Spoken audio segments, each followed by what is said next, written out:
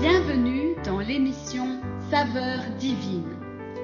Cette bonne nouvelle du royaume sera prêchée dans le monde entier pour servir de témoignage à toutes les nations. Alors viendra la fin. Ce pain céleste vous est présenté par Immaculée Niraneza.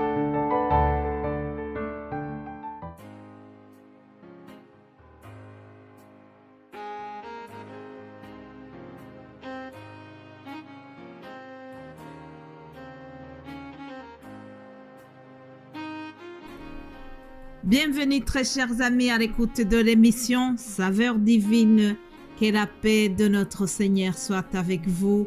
J'espère que vous allez bien. Je bénis l'Éternel qui nous donne encore la vie ce matin. Ensemble, je vous propose de commencer par une louange à notre Dieu. La louange de David. Nous allons nous approprier de ces paroles que David a prononcées dans le psaume 34, à partir du verset 2. Je bénirai l'Éternel en tout temps. Sa louange sera toujours dans ma bouche. Que mon âme se glorifie en l'Éternel. Que les malheureux écoutent et se réjouissent. Exaltez avec moi l'Éternel. Célébrons tous son nom. J'ai cherché l'Éternel et il m'a répondu. Il m'a délivré de toutes mes frayeurs. Quand on tourne vers lui les regards, on est rayonnant de joie et le visage ne se couvre pas de honte. Alléluia. Chers amis, vraiment, je vous invite à bénir l'Éternel ce matin. Bénissons-le pour ce mardi, pour ce nouveau jour qu'il nous donne encore. Bénissons-le parce que il continue à nous garder. Bénissons-le parce que nous sommes encore en vie aujourd'hui. Bénissons-le parce que nous ne sommes pas hospitalisés. Il y en a qui sont dans les hôpitaux, qui ne peuvent pas parler comme nous sommes en train de le faire, qui ne peuvent pas se déplacer, qui ne sont pas en liberté pour cause de maladie. Alors, si nous sommes vraiment en liberté, nous devons remercier l'Éternel pour cela. David dit, j'ai cherché l'Éternel et il m'a répondu. Il m'a délivré de toutes mes frayeurs. Alléluia. Sois délivré de toutes tes frayeurs.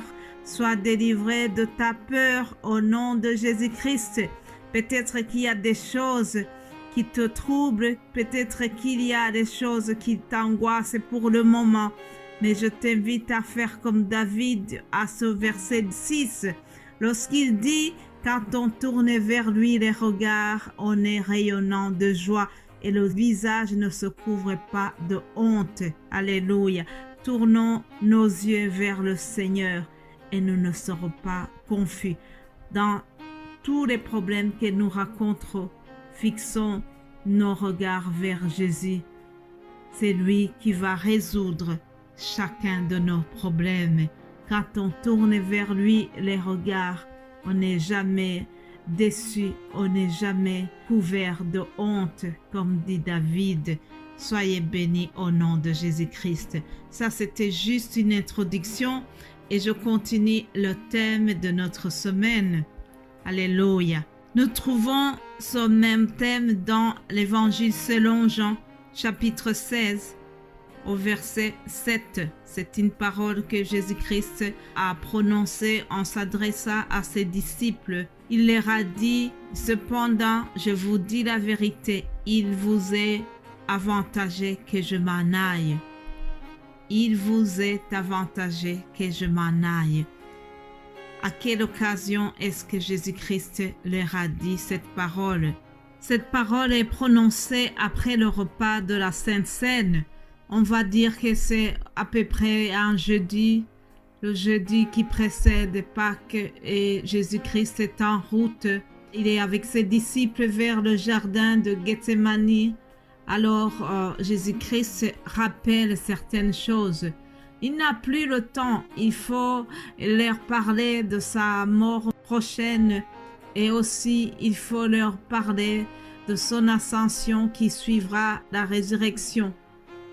Jésus a des choses à leur dire. Alors il va leur dire, maintenant je m'en vais vers celui qui m'a envoyé.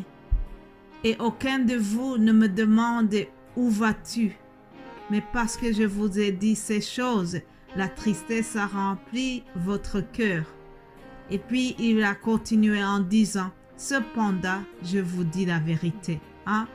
Il vous est avantageux que je m'en aille, car si je ne m'en vais pas, le consolateur ne viendra pas vers vous.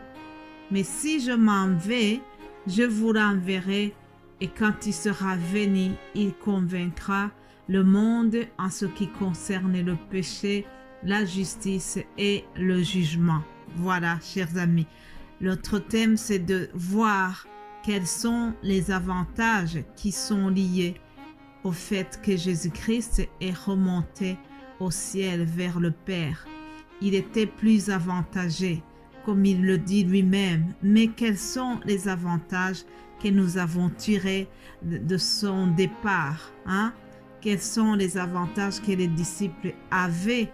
Quel est l'intérêt du fait que Jésus-Christ est retourné? Normalement, humainement par là, il devait être triste. C'était un événement malheureux puisqu'ils ont vécu avec le Maître pendant autant d'années. Ils l'ont vu faire des grandes choses, des miracles. Ils étaient heureux de marcher avec lui.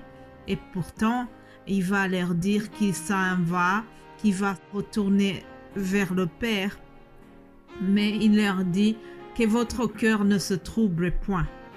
Autrement dit, réjouissez du fait que je vais partir, que je vais vous quitter. Il est plus avantageux pour vous que je m'en aille. Il y a des avantages que nous venons de lire dans ces mêmes versets que j'ai lus. Premier avantage, c'est que Jésus-Christ, lorsqu'il est parti, il allait envoyer le Saint-Esprit, le Consolateur. Il a déjà donné cette promesse en disant, si je ne m'en vais pas, le Consolateur ne viendra pas vers vous.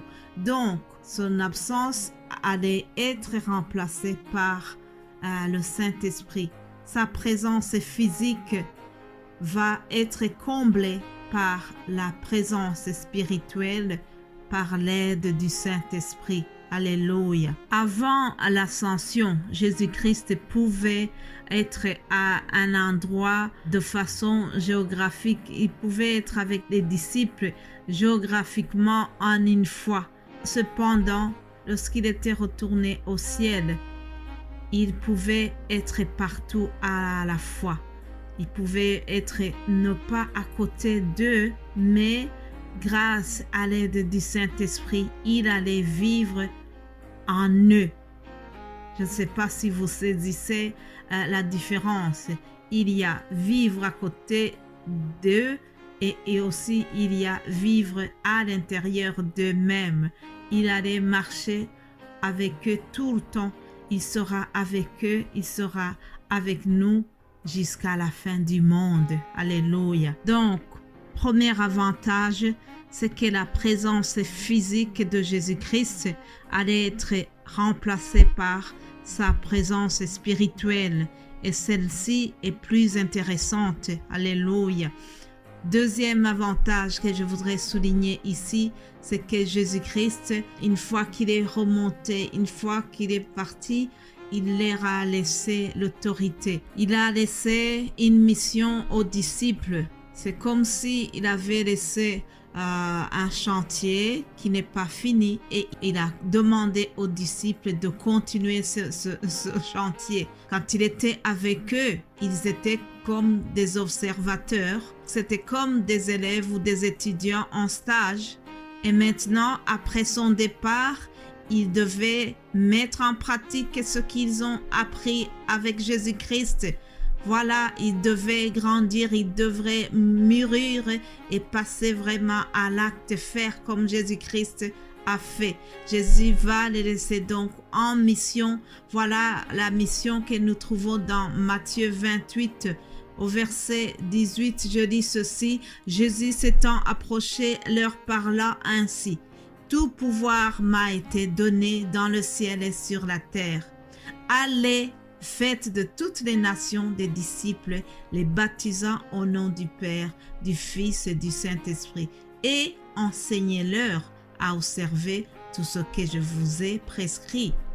Et voici, je suis avec vous tous les jours jusqu'à la fin du monde. Alléluia. Jésus-Christ leur assure sa présence spirituelle jusqu'à la fin du monde. Autant il était avec les disciples Matthieu, Marc, Pierre, Philippe, autant il est avec nous aujourd'hui aussi. Et il nous dit que c'est pour tous les jours jusqu'à la fin du monde. N'est-ce pas merveilleux? Il était plus avantageux qu'il s'en aille. Ça, c'est la vérité de la parole. Passez une excellente journée et nous allons continuer demain pour voir d'autres avantages. Amen, amen.